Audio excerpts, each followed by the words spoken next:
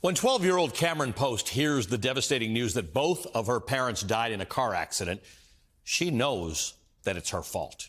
Quote, "I felt like it could be that God had made this happen, had killed my parents because I was living life so wrong that I had to be punished," end quote. In the days leading up to her parents' death, Cameron and her best friend Irene had spent the afternoons kissing in Irene's family barn. And so begins Emily M. Danforth's award-winning debut novel and today's Velshi Band Book Club feature, The Miseducation of Cameron Post. Written in deliberate language with love letter-like descriptions of the plains of southeast Montana and moments of refreshing humor, The Miseducation of Cameron Post explores sexuality, family dynamics, the impact of religion, friendship, and love. The back third of the novel takes place in a so-called gay conversion therapy center called God's Promise, complete with the slogan, "The opposite of the sin of homosexuality is not heterosexuality, it is holiness." It's there through the emotional devastation and abuse that Cameron ultimately comes to terms with the realities of her grief and of her sexual identity. At its core, The Miseducation of Cameron Post is an American coming-of-age story. Set in the late 90s, Cameron navigates the perils of first love, first heartbreak, the push and pull of family obligation, and the fight for self-acceptance in the same familiar cadence that every other teenager in America does. Like her peers, Cameron exists in that gray area between adult and child, between knowing who you are and still deciding.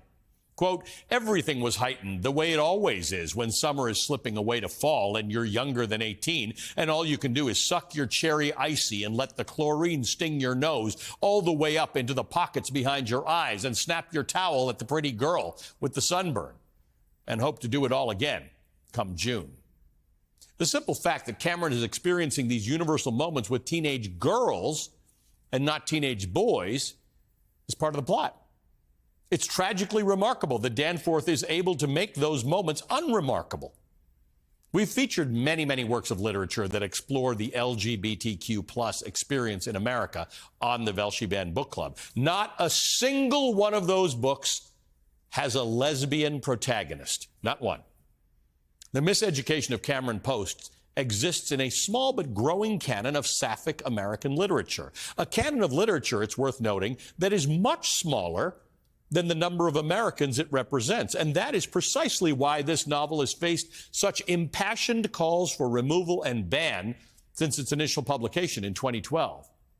This book and its salient exploration of women's sexual agency and sexuality represents Americans that many would rather be kept silent. A country that systematically silences its citizens based on their identity is not a democracy. That's why it's so crucial that books like these remain on shelves and remain accessible. Right after the break, I'll be joined by the author of today's Velshi Band Book Club, The Miseducation of Cameron Post, Emily M. Danforth.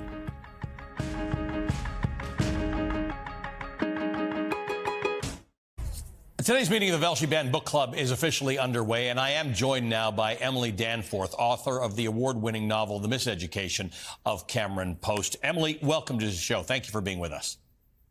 Ali, thank you so much for having me, and thank you for that introduction.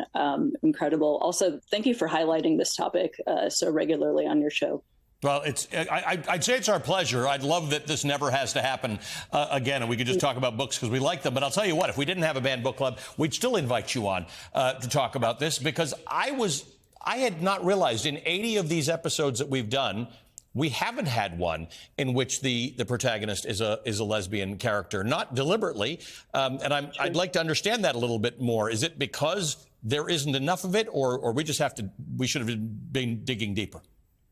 I'm not going to put it back on you. We've just met, but there have been traditionally fewer books with sapphic main characters, particularly for young readers, or lesbian main characters published. That has changed a lot in the last few years. Cameron Post was published in 2012, and as you said, it takes place in the early 90s. So there's these different kind of layers of history when you're talking about it. And there have been sort of an explosion of books for young adults, not just about LGBTQ characters in general, but certainly with more sapphic or specifically lesbian or bisexual young adult women characters. And I have to mention Malinda Lo's incredible Last Night at the Telegraph Club as a book that was published in the last several years and also features a lesbian protagonist and has been very targeted by a number of these bans. All right, we're going to do better on that front. I want to go back to something I referenced in the introduction. The Miseducation of Cameron Post is a coming-of-age story. Well, let's talk a little bit more about that. Putting aside the characters around whom it's centered, it is fundamentally a coming-of-age story. Yeah, and those are the kinds of books that I was inspired by as a young reader growing up in Montana, which has such an incredible and rich literary landscape. I loved a story like Norman Maclean's A River Runs Through It. I was not a young fly fisher person. I certainly don't have that kind of a background, but I felt incredibly inspired by these often American narratives of a young character kind of finding their footing in a challenging world. And those were the books that I looked to and I read as a young reader. And I'd never read one about a character that resembled my own life, like Cameron. And so, like so many of the authors you've had on the program before, I sort of set out to write my way into that narrative landscape and write Cameron's story to speak to young people like me. Let's dig into the book a little bit. I want to talk about the dollhouse symbolism in it. When Cameron's Aunt Ruth moves in, she suggests donating the dollhouse. Cameron insists on keeping it because her dad made it for her. To me, the dollhouse seemed to be a depiction of adolescence on the one hand. Cameron's discovering her sexuality and yet is still emotionally tied to this childhood toy. Tell me about your thinking on that. Absolutely. I mean, this is a character that's caught between these two. She's a character that's gone through this immense kind of trauma, right? She's a recent orphan. Her aunt comes in. She's got different religious values than her parents have. She's in this sort of throes of chaos in terms of these universal themes of just being a young person in the middle of adolescence and puberty. And the dollhouse represents both this old life and her as a younger person when things maybe made a little bit more sense. And then also the things that she starts gluing to the dollhouse, which are things that she takes from the experiences she's having now. That represents, I think, both her trying to control things a little bit and also just the chaos that she's living in those moments. Let's talk about the geography. Miles City and rural Montana, they're actually almost characters in and of themselves throughout the book. I want to read from it. It was one of those August afternoons that Montana does just right, with heavy gray thunderheads crowding out the movie blue sky and the feeling of a guaranteed downpour just beginning to change the touch of the air, the color of the sunlight, end quote. You grew up in Miles City. Talk to me about the way you depicted, the importance of the way you depict this part of America. Well, I think, this is one of those places where this is a queer book. It's a lesbian book, but I think the James Joyce quote, "In the particular is contained the universal."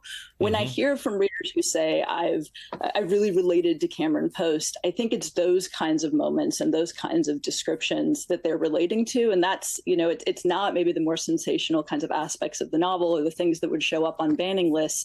It's that feeling of place. It's the sense of being a person in a particular community that you know well and having maybe that community reject you.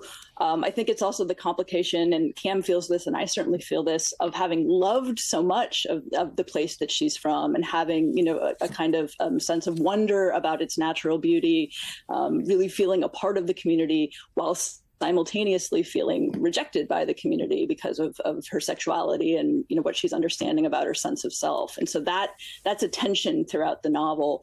But when I hear from readers, I think it's often those kinds of quiet moments of place or the sense of being in a small town that they're relating to.